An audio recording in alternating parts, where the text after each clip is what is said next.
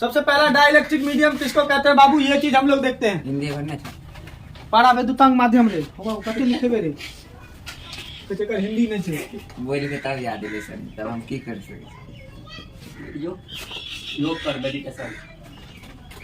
देखो पारा विद्युतांक माध्यम किसको कहते हैं? किसी भी संधारित्र में, संधारित्र मतलब क्या होता है? संधारित्र मतलब दो प्लेट, कैपेसिटर जिसको बोलते हैं, कंडेंसर जिसको बोलते हैं, इन दोनों में जो इन दोनों प्लेट के बीच जो कुचालक माध्यम होगा उसी को क्या कहते हैं? डाइलेक्ट्रिक मीडियम कहते हैं। उसी को क्या कहते हैं? डाइलेक्ट्रिक मीडियम कहते हैं। उसी को क्या कहते हैं? डाइलेक्ट्रिक मीडियम कहते हैं। लिखिए जल्दी से।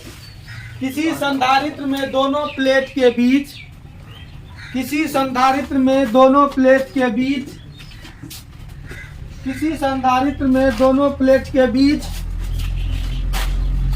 के कुचालक माध्यम को, के कुचालक माध्यम को, बीच के कुचालक माध्यम को पारा विद्युतांक माध्यम कहते हैं। पारा विद्युतांक माध्यम कहते हैं।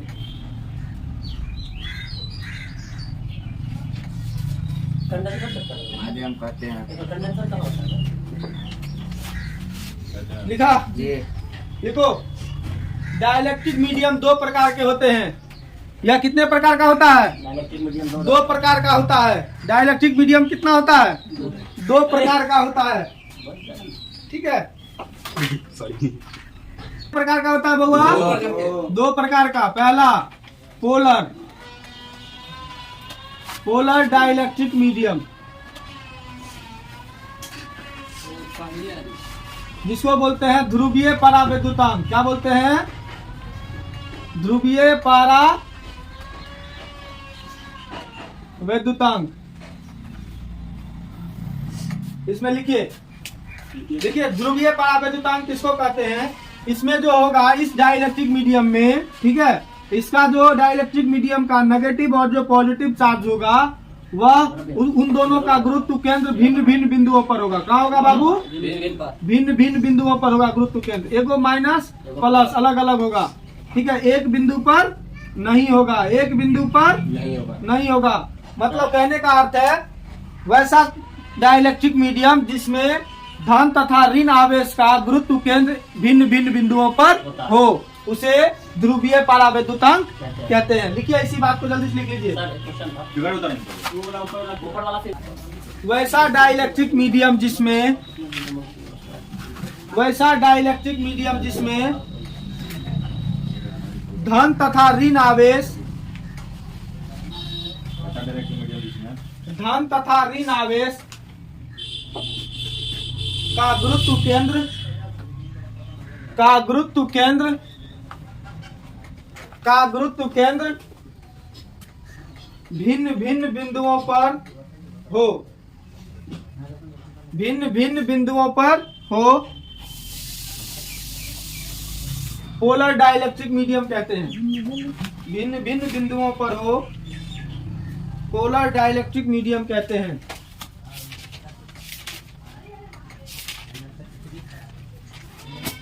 जी पोलर डाइलेक्ट्रिक मीडियम कहते हैं। हाँ, इस फिगर को उतार लीजिए जल्दी से। ठीक है, non polar, non polar dielectric medium, non polar dielectric medium मतलब अध्रुवीय। इसका हिंदी क्या होगा? अध्रुवीय पारावैद्युतांक माध्यम, अध्रुवीय पारावैद्युतांक माध्यम। लिखिए वैसा डाइलेक्ट्रिक मीडियम। देखिए ऐसा होता है, इसका सेंटर ऑफ ग्रेविटी पॉजिटिव तथा नेगेटिव चार्ज का जो सेंटर ऑफ ग्रेविटी होगा वह उसका एक ही बिंदु पर होगा। कहाँ होगा? एक ही बिंदु पर होगा। धन तथा ऋण आवेश का जो सेंटर ऑफ ग्रेविटी है वह कहाँ होगा?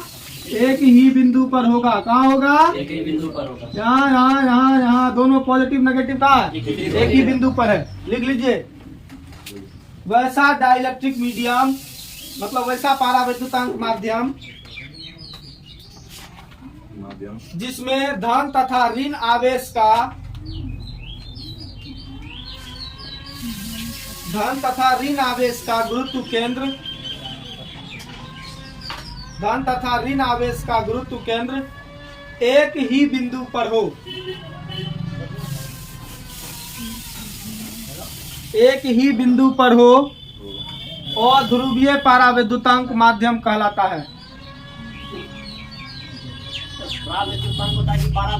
परावैद्युतांक लिखो संधारित्र। देखिए ये कैपेसिटर कैसा होता है, यह दो प्लेट का वैसा व्यवस्था होता है, ठीक है, दो प्लेट का वैसा व्यवस्था होता है जिसमें एक आवेशित प्लेट के नजदीक एक अनावेशित प्लेट को ले जाया जाता है या रखा जाता है, ठीक है।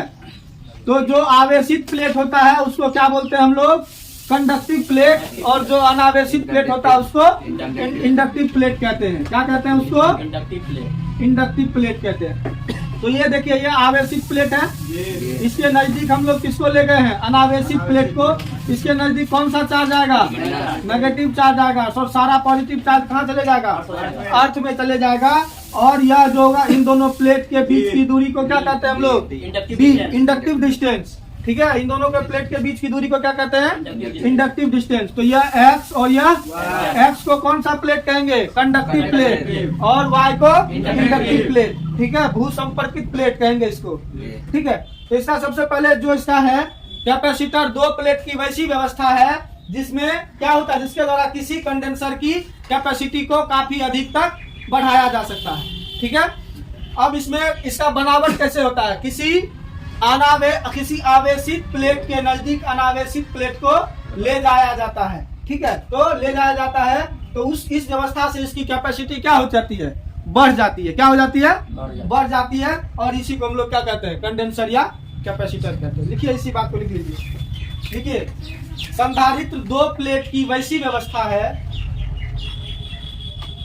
संधारित्र दो प्लेट की वैसी व्यवस्था है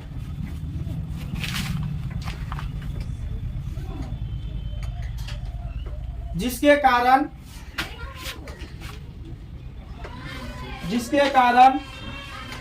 किसी संधारित्र की चालकता को, किसी संधारित्र की धारिता को देना, जिसके कारण किसी संधारित्र की धारिता को, हल कर दिया, धारिता को काफी अधिक परिमाण तक, काफी अधिक परिमाण तक बढ़ाया जा सकता है या बढ़ाया जाता है, तो बढ़ाया जाता है, तक बढ़ाया जाता है। लिखिए लिखिए जब किसी आवेशित, हाँ, जब किसी आवेशित चालक के नजदीक, जब किसी आवेशित चालक के नजदीक अनावेशित चालक को रख दिया जाता है, अनावेशित चालक को रख दिया जाता है, अनावेशित चालक को रख दिया जाता है, लिखिए, तो इस व्यवस्था की धारिता काफी बढ़ जाती है। तो इस व्यवस्था की धारिता काफी बढ़ जाती है। तो इसमें x बराबर क्या है, इन फिगर में x बराबर क्या है, कंडक्टिव प्लेट है। क्या है, कंडक्टिव प्लेट, कंडक्टिव प्लेट है। दूसरा y is equal to inconductive plate, inductive, inductive plate, और d बराबर इंडक्टिव डिस्टेंस। नहीं हुआ, यही बोल रहे थे इंडक्टिव। इन फिगर में x बराबर क्या है, कंडक्टिव प्लेट, y बराबर इंडक्टिव प्लेट, और d बराबर इंडक्टिव डिस्टेंस। अब सर्किट सिंबल इसका कैसा होगा, अब इसका सर्किट सिंबल कैसा होगा बाबू, मतलब किसी भी सर्किट में अगर कंडेंसर लगा हुआ है तो हम कैसे पहचानेंगे कि यह कंडेंसर लगा हुआ है। इसको पहचानने का तरीका है, देखो कंडेंसर का, दोनों लाठी बराबर होगा, ठीक है, या ऐसे होगा या फिर ऐसे होगा। ऐसा वाला जहां होगा उसको हम लोग फिक्स मान लेंगे। क्या मान लेंगे, फिक्स वैल्यू, मतलब इसका वैल्यू हम बदल नहीं सकते हैं। और वही देखिए मतलब वेरिएबल वैल्यू कैसा होगा जानते हैं? एगो बड़ा एगो छोटा। एगो बड़ा। नहीं, दोनों उसने डाले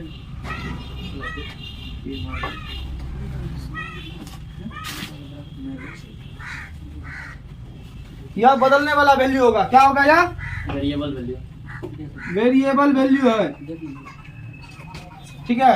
सर्किट में ऐसा जहां मिलेगा तो क्या समझ जाइएगा, वो कैपेसिटर या फिर कंडेंसर है। कंडेंसर है। कंडेंसर का स्पेलिंग डबल